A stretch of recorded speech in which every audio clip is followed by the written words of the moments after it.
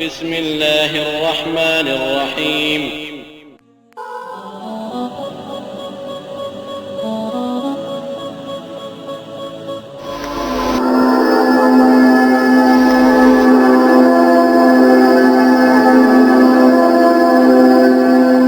واحد عبادت چې ده هغه روزه ده.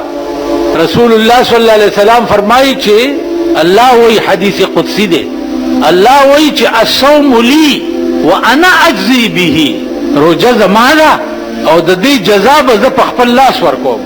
نو تاسو ته به دغه روزه ثواب د الله په لاس ملاوي.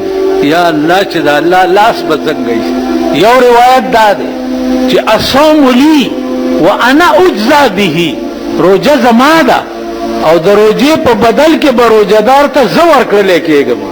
الله وایي د روزه په بدل کې به روزدار ته زه ورکړل کېږم، یعنی زه به د روزدار شم. په دې لنډۍ بوچای روزه باندې الله بستا شي. اسی وایم چې یو طرف ته زمونږ د عبادتو ته ګوره، زمونږ د کمزورۍ ته ګوره، او بل طرف ته د الله د فضل او د رحمتونو او نعمتونو ته ګوره. یو ور درته کوم عزیزانو چې دا واورئ، نن سبا خو روزه ماتي دپاره د خلکو څه څه نخرې جوړې کړي. په خپل علاقې کې چې کوم ځای اوسېږئ دا کوشش به کوئ چې هسې نه چې د روزه ماتي وختي او د چا روزه ماتې نه وي، بیا به تباه شئ، غرق به شئ.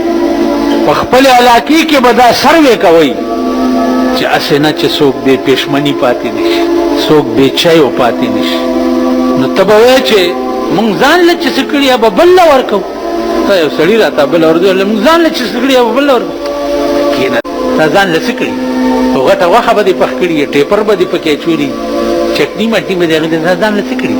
په خدای قسم حضرت علی او بی بی فاطمې قسم وخوړو، امام حسن او حسین ناجوړه چې یا الله که دا دواړه جوړ شو نو مونږ به 3 روزې تا دپاره ونیسو.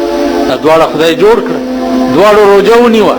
چې روزه یې ونیوه چې ماښام شو دروازه کې آواز وشو، حضرت علی د روزه ماتي څه قجوري مجوري او ستوان دا برابر کړي.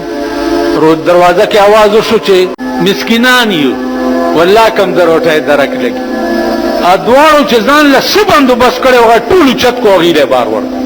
د چا هغه نیکه به وکړي، ملا به وکړي، یا به پیر صاحب وکړي، یا به ګیرور صاحب وکړي، یا به اتی صاحب وکړي، د چا مور به وکړي. زه به داسې وکړم.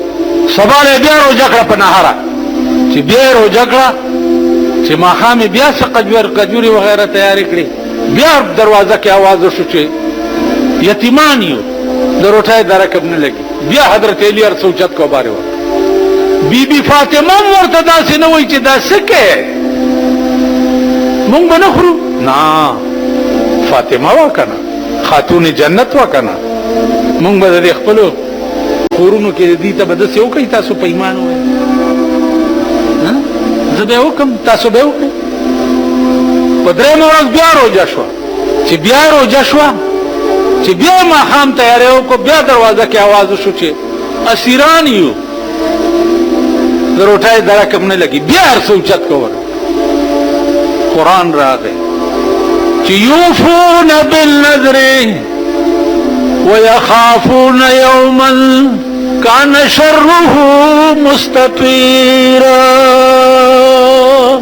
ویطعمون الطعام علی حبه مسکینا ویتیما واسیرا.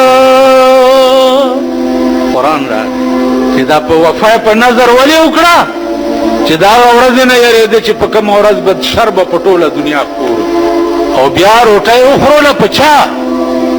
په مسکینانو، یتیمانو، اسیرانو باندې. او بیا ورته وایي څه؟ انما نطعمکم لوجه الله، روټۍ م خدای دپاره در باندې وخوروله. لا نريد منكم جزاء ولا شكورا، بدل یې درنه نه غواړو، نه شکریه درنه غواړو، خدای دپاره هم در باندې وخوروله.